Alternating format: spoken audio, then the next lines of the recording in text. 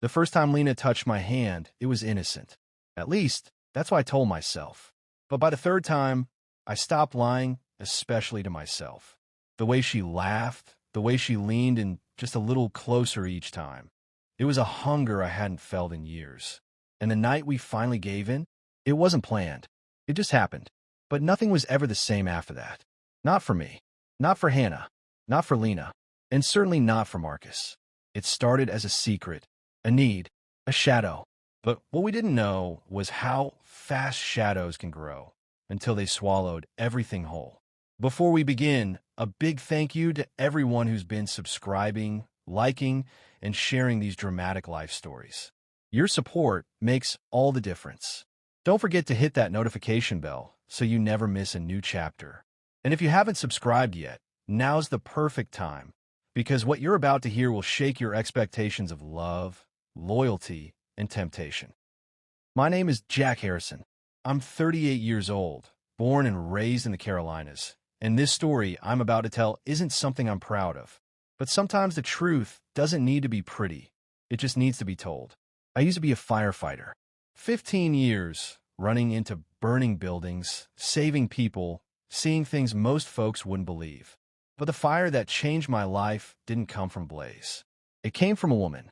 My wife Hannah and I had been married for nearly 10 years when things started to fade.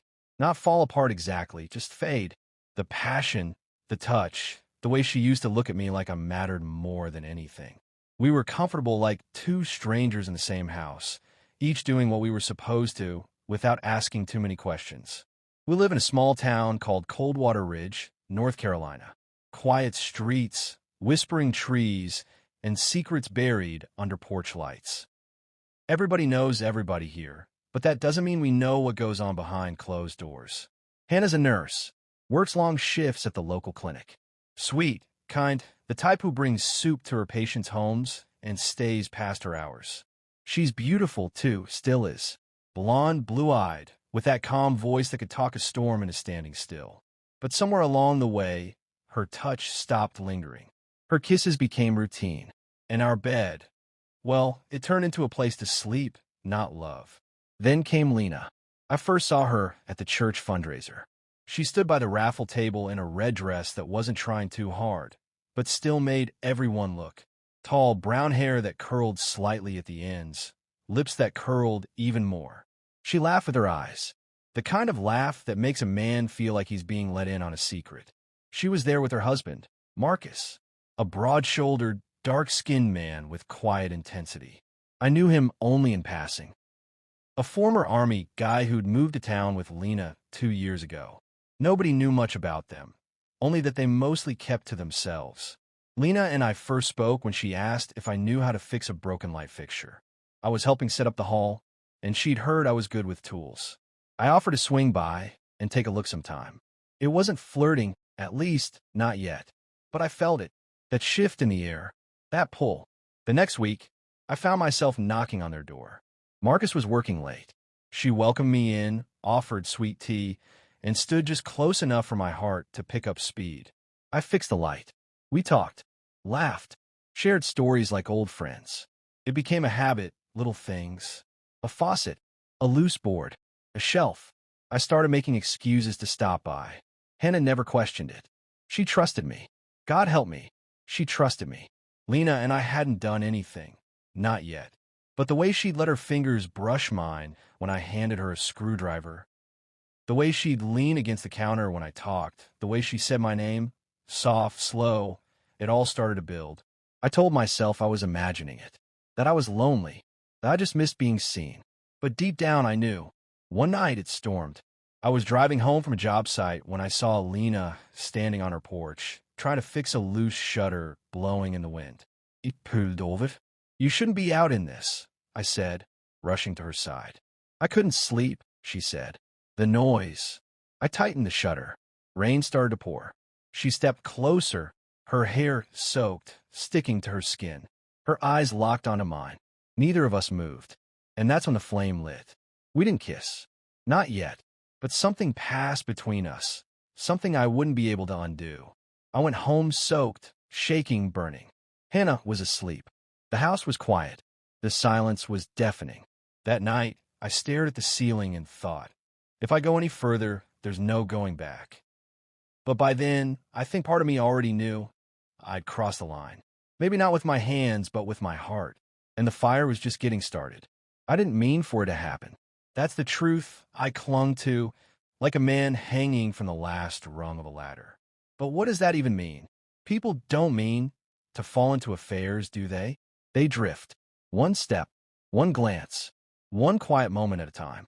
That's what happened with Lena. After the storm, I tried to keep my distance. I told myself to back away. I skipped driving past her house. I buried myself in work and brought home flowers for Hannah, thinking I could fix things with a few kind gestures. She smiled when she saw them, but it didn't reach her eyes. And I realized I wasn't fooling anyone, not even myself. The next Sunday at church, I saw Lena across the room. She wore white. The way the dress hugged her figure, the way her eyes found mine in the middle of a hymn. It felt like she was singing to me. My pulse hammered in my ears, drowning out the words from the choir. She looked away first. That afternoon, I got a text. Lena, are you okay? You look distant. I stared at the screen. I should have ignored it. I should have deleted her number. But I didn't. Me, trying to be.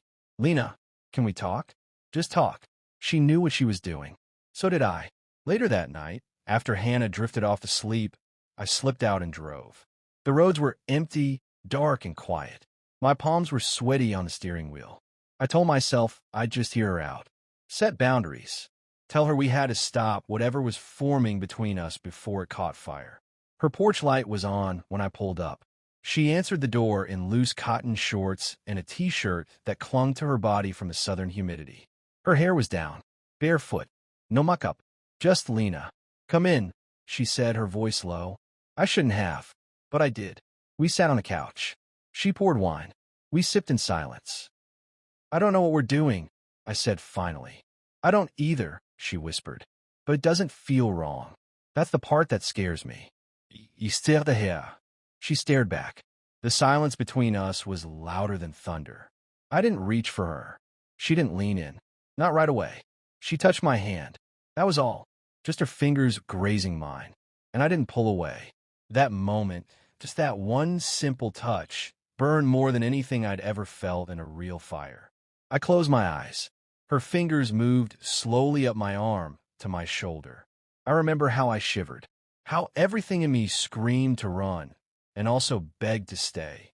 When I opened my eyes, she was inches away, her breath on my lips, her chest rising and falling.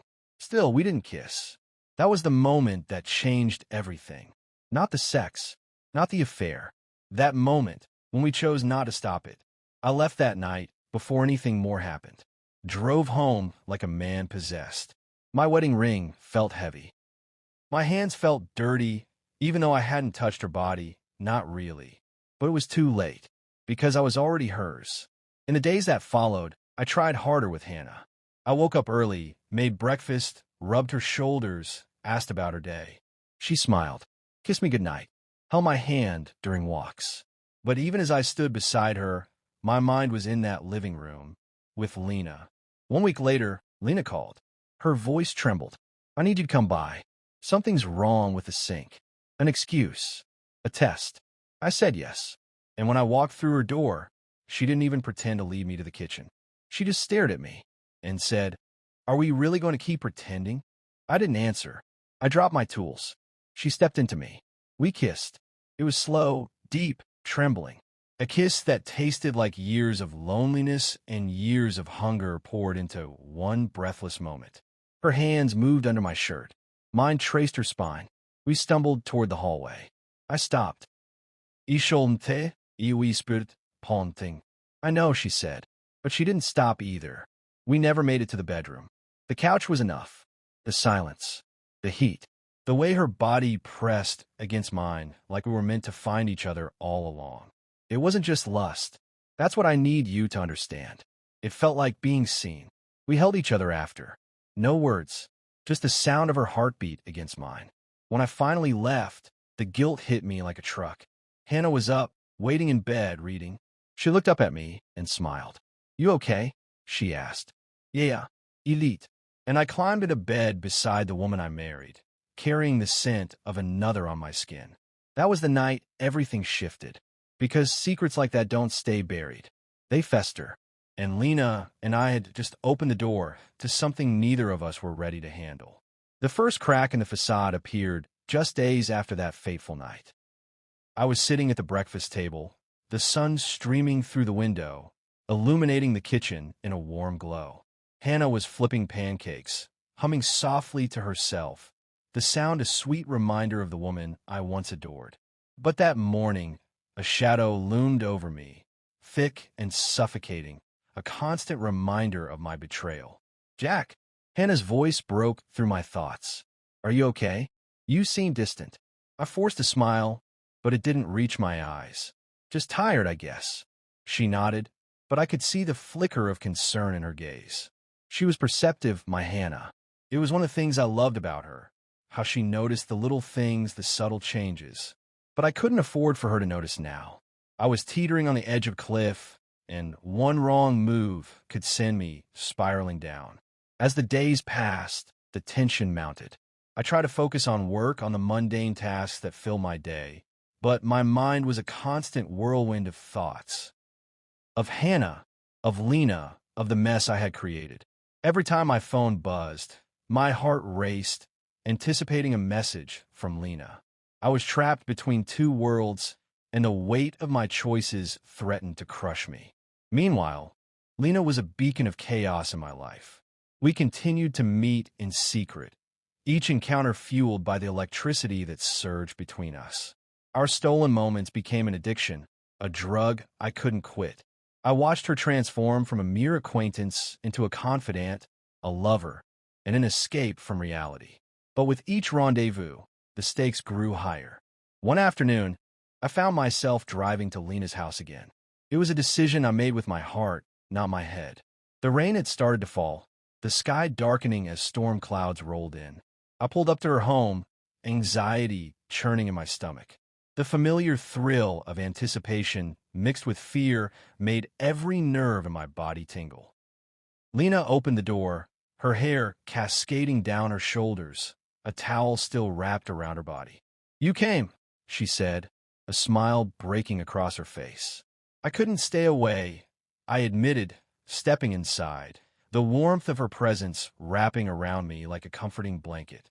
We spent the afternoon talking, laughing, and stealing kisses that felt like lightning strikes. But as the rain poured down outside, it felt like a storm was brewing inside me too. I knew we were living on borrowed time, but the thrill of our secret was intoxicating. That evening, however, as I was getting ready to leave, I noticed something out of the corner of my eye, a figure standing at the edge of the driveway. My heart sank as I realized it was Marcus, Lena's husband. His tall, broad frame was silhouetted against the dim light, and I could see the tension in his posture. "Jack," he called, his voice laced with authority. I froze. The last thing I wanted was to confront him, to explain my presence in his home. But there was no escaping it now. I stepped out into the rain, the cold droplets soaking through my clothes as I approached him. "Hey, Marcus," I said, trying to keep my voice steady. "Lena said you were here," he replied, his expression unreadable. "What's going on?" I could feel the weight of my lies pressing down on me. "Just helping her with some repairs," I stammered, my heart racing. His eyes narrowed, and I could see the gears turning in his mind. "You sure? Because she's been acting strange lately, Jack." "I don't like it." A knot tightened in my stomach. "I promise, it's nothing," I lied, forcing a smile. "Just friends helping each other out." Marcus studied me for a long moment, and I could see the doubt in his eyes. Then he nodded, though I could tell he wasn't convinced. "All right, just be careful, okay? I don't want anything to happen that we'll all regret." I nodded, the gravity of his words hanging in the air between us. As I stepped back into the warmth of Lena's house, I couldn't shake the feeling that the walls were closing in.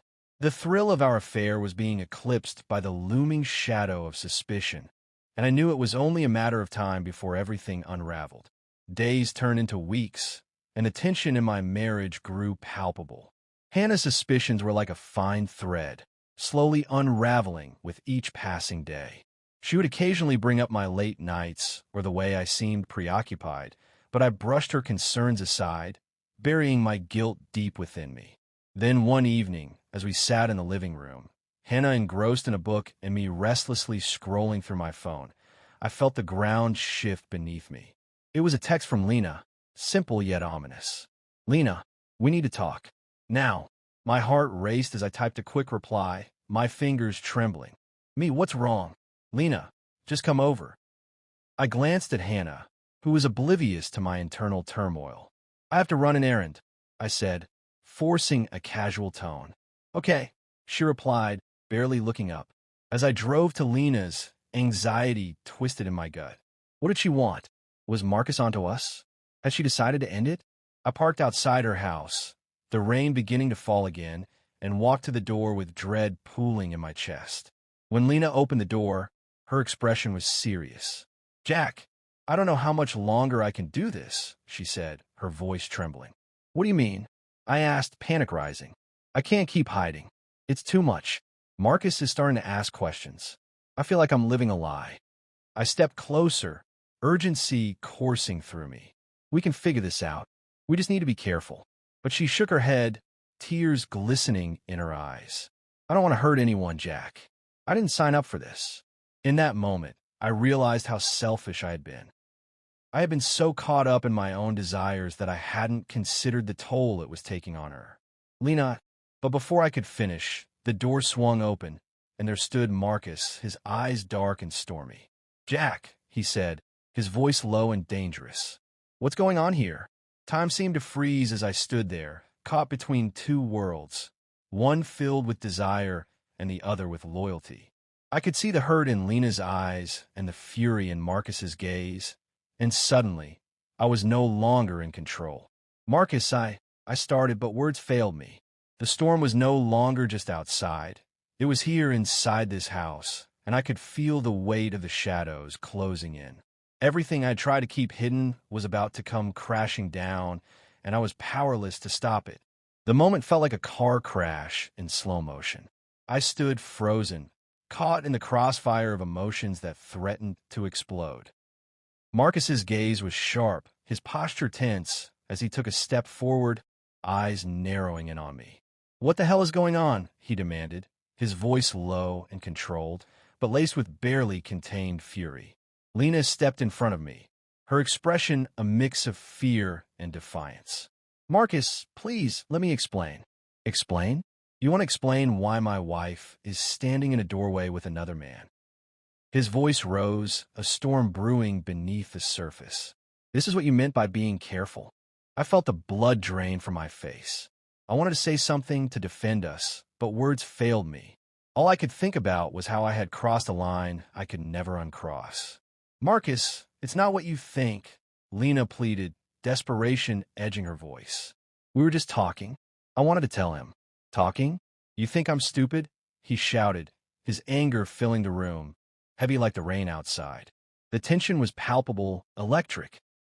I could hear my heart pounding in my ears, drowning out the sound of the rain that had turned into a torrential downpour. "Please," I managed to say, stepping forward, hoping to diffuse the situation. "Let's all just calm down and talk this through." "What's there to talk about?" Marcus shot back, his fists clenching at his sides. "You're in my house, with my wife, while I'm out working hard to provide for us both. Do you think this is some kind of game?" Lena's eyes filled with tears, and I could see the battle waging within her. She wanted to protect me, but she was also terrified of what Marcus could do. "Jack, go," she whispered, her voice barely above a murmur. "No," I said, shaking my head. "I'm not leaving you here." But Marcus took a step closer, and I could see the fury building within him. "You have no right to be here, Jack. You betrayed my trust, and I won't let you hurt her anymore." The words pierced through me, and I felt a mix of shame and anger. I had put us all in this position, and now we were teetering on the edge of something catastrophic.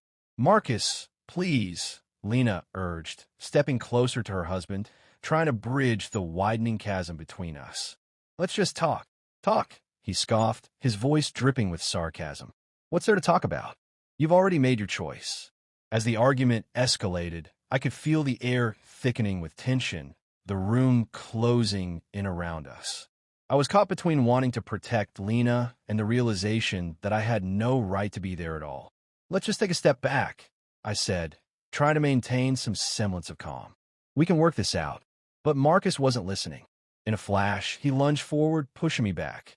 "Get out of my house." The shove caught me by surprise, and I stumbled, trying to regain my footing. My instincts kicked in, and I felt the anger rise within me. "You don't have to act like this. We can sort this out." "Sort what out? Your betrayal?" He spat, his voice low and dangerous. "You think I'm going to let you walk away from this?" In an instant, the situation erupted. Marcus's rage boiled over, and before I could react, he swung at me. The fist connected with my jaw, and pain exploded across my face. I stumbled back, the force of it knocking me off balance. "Marcus, stop!" Lena screamed, rushing between us, her hands raised in a plea. "Don't you ever touch him again!" Lena shouted, her voice fierce as she stood her ground, protecting me even when I wasn't sure I deserved it. "Stay out of this, Lena!" Marcus yelled, but I could see the hurt in his eyes, the betrayal cutting deep. "I'm not going to let you do this," she cried, and I knew she meant it. In that moment, I was struck by a realization. We were all trapped in a web of lies, and the consequences were about to come crashing down. I didn't want to fight Marcus. I didn't want to hurt anyone. But the anger, the betrayal, it was all too much. "Enough!" I shouted, my voice breaking through the chaos. "This isn't solving anything." Marcus turned to me, his chest heaving with anger. "You have no idea what you've done." "You're right," I admitted, my voice steady despite the pain still radiating from my jaw. "I don't. But I know it's not just about us anymore. It's about Hannah, too. She deserves the truth." The words hung in the air, heavy with the weight of our shared reality. For a moment, Marcus's anger flickered, and I could see the turmoil in his eyes. "You think you're better than me?" he said, his voice quieter now, almost defeated. "No," I replied, feeling the tears prick at the corners of my eyes. "I'm just as lost as you are." Lena stepped forward, her gaze shifting between us. "This has to stop. We can't keep hurting each other like this." But the damage was done. The truth was out, and there was no going back. In the end, the fight didn't resolve anything. It only left us standing in the wreckage of our choices, staring at the ruins of our lives. As I stood there, bloodied and bruised, I realized that the shadows we had cast had finally caught up with us, and there was no escaping the darkness that lay ahead. The aftermath of the confrontation hung heavy in the air, like the storm clouds that had rolled in earlier that day. I stood there, breathless and raw, caught in a whirlwind of emotions. The adrenaline that had surged through me moments before faded into an overwhelming sense of loss. Everything I had known was crumbling around me, and I was left standing in the ruins of my choices, surrounded by the ashes of what once was. Marcus paced the living room, his anger now replaced by a profound sadness. The fire in his eyes dimmed, replaced by uncertainty. "What do we do now?" he asked, his voice barely above a whisper. "I don't know," I admitted, feeling the weight of my own guilt pressing down on me. "But we can't keep doing this. We need to be honest with our wives. They deserve that much." Lena, who had been silent for too long, stepped forward. "Marcus, Jack is right. We can't keep living in this lie. It's tearing us apart." He looked at her, and for a fleeting moment, I saw the love they shared, an unwavering bond that had been battered but not broken. But the truth of our situation loomed over us like a dark cloud, threatening to rain down chaos on everything we held dear. "You think telling them will fix this?" Marcus replied, his voice heavy with skepticism. "You think they'll just forgive us and we'll go back to how things were?" "No," I said, shaking my head. "But they deserve to know the truth. We owe them that." Lena's eyes glistened with unshed tears as she reached for Marcus's hand, squeezing it tightly. "I can't keep living like this. We need to face the consequences of our actions, no matter how painful it may be." I watched them for a moment, feeling a mix of admiration and despair. They were facing their reality together, while I was left grappling with the shambles of my own life. "Let's go home," I said finally, my voice trembling. We have to tell them. The drive back to Coldwater Ridge felt like a descent into hell. Each mile I traveled was a reminder of the life I had built and the destruction I had wrought. The weight of my wedding ring felt heavier than ever, a physical reminder of the commitment I had broken. As I pulled into the driveway, my heart raced. I could see the light in our living room, casting shadows that flickered like the doubts swirling in my mind. Hannah was inside, blissfully unaware of the storm that was about to break. I took a deep breath, trying to steady my nerves as I opened the door. The familiar scent of home washed over me, but it felt foreign now. I stepped inside and found Hannah sitting on the couch, a book in her hands, her brow furrowed in concentration. "Hey, you're home early," she said, looking up with a smile that felt like a dagger to my heart. "Yeah," I replied, my voice barely above a whisper. "We need to talk." Her smile faded, replaced by a look of concern. "What's wrong?" I hesitated, the weight of my confession pressing down on me. This was it, the moment I had been dreading. "It's about Lena and Marcus." Her eyes widened, and she set the book down, bracing herself for what was to come. "What about them?" I took a step closer, my heart pounding in my chest. "I've been seeing Lena. We've been involved." The words hung in the air like a lead weight. I watched as the color drained from her face, her expression shifting from confusion to disbelief to heartbreak. "What?" she whispered, her voice trembling. "Jack, how could you?" "I'm sorry, Hannah," I said, tears welling in my eyes. "It started as a friendship, and then it just happened. I never meant for it to go this far." She shook her head, tears spilling down her cheeks. "You never meant to? That's not an excuse. You've shattered everything we built together." "I know," I replied, my own voice breaking. "I'm so sorry. I wish I could take it back, but I can't. I've hurt you, and I can't change that."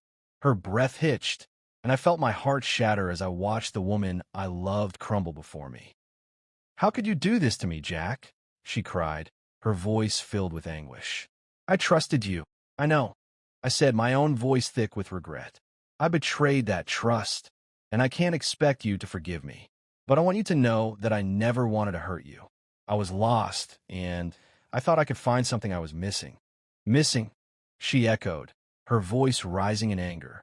"You thought cheating was the answer? You thought breaking my heart would fill whatever void you were feeling." "I was wrong," I shouted, desperation clawing at my throat. "I was selfish. I thought I could have both lives, but I realize now that I can't. I love you, Hannah. I'm sorry." But her expression hardened, and I could see the walls building around her heart, brick by brick. "You don't get to say that now. You don't get to take back what you've done." "I know," I said, my voice a whisper. "I don't deserve your forgiveness. But I need you to know I never wanted to hurt you." She turned away from me, her shoulders shaking with silent sobs. "I need some time alone, Jack. I can't even look at you right now." I nodded, feeling the weight of her words settle over me like a suffocating blanket. "I understand," I said softly, stepping back. "I'll give you space." As I walked out of the room, I felt more alone than I ever had before. I had lost the love of my life, and the shadows I had invited and had consumed everything. The days that followed were filled with an agonizing silence. Hannah avoided me, her eyes filled with hurt and betrayal. I tried to reach out, to explain, but every attempt was met with cold indifference. It felt like I was living in a ghost town, surrounded by memories of what had once been. Lena, too, was struggling. I received a text from her one evening, her words filled with despair. "Lena, Marcus knows. He confronted me. We're not okay." My heart sank as I read her message. The weight of our choices was crashing down on both of us, and the darkness we had danced with was now a reality we had to face. "Me, I'm so sorry. I never wanted this for either of us." "Lena, I know, but we can't keep doing this. We have to end it for good." Her words felt like a death sentence to the passion we had shared, but I knew they were the right ones. Our affair had been a fire, a beautiful, consuming fire that had turned to ash. As I lay in bed that night, I realized that the shadows we had created had come with a price. I had lost Hannah, and in losing her, I had lost a part of myself. The man I used to be, full of love, laughter, and hope, was now a shell of his former self, haunted by the choices I had made. I couldn't change the past, but I could try to make amends. And maybe, just maybe, I could find a way to rebuild what had been lost. The road ahead would be long and painful, but I was ready to face it. Because sometimes, the only way to rise from the ashes is to start anew, no matter how difficult that journey may be. That's the end.